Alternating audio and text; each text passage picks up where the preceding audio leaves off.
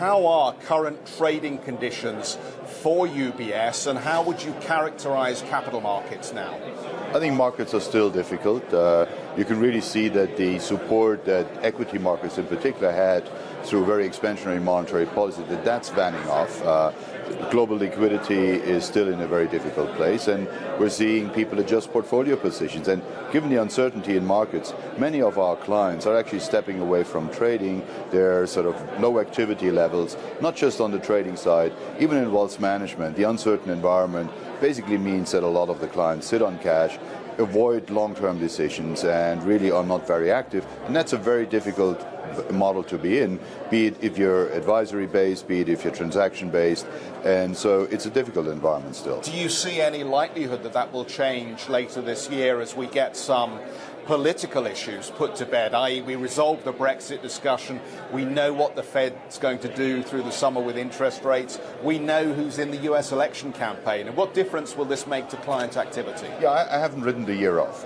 Very often people say the first couple of months are very decisive. This year there's a huge uncertainty in global markets, major political decisions to be taken in the US, in the UK, and so I think a lot of people are waiting for some of that dust to settle, and that gives me some hope that in the second half of the year we'll see more action.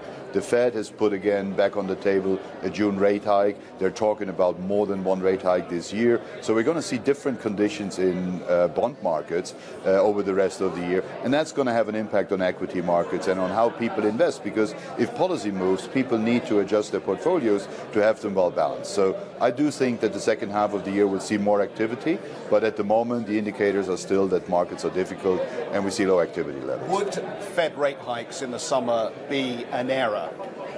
I think the Fed has been talking about this for a while. It's pretty clear the Fed will not move unless the economy shows signal of strength. I do think that whilst the data are mixed, we do see some more signals of strength in the US economy. So in my view, it's likely going to happen, reflecting the stronger US economy. And in that case, I don't think it's a mistake. Do you think that the ECB has come to a point here where it needs to change the strategy it's pursuing? I know you've been consistently against the move into negative rates and some of the more adventurous monetary policy, but would you like to see actually the ECB starting to talk about tightening, or at least some timing for tightening? Europe is in a totally different place. The economy is still very weak. We don't really see a lot of growth on the horizon. And in that environment, I think it would be a mistake for the Fed, for the ECB to tighten. But the Fed is going to move. So I think the ECB impact is going to be that I see them more firmly on hold at the moment to see whether some of these measures, drastic measures they've taken, are working out. So they're going to have a look at the impact of that, which means for me they'll wait for their June predictions, they'll sort of take a good assessment of that, they'll look at price data as they come in, and then they're going to decide in the second half of the year eventually to do more. But I don't really see that as a short-term decision.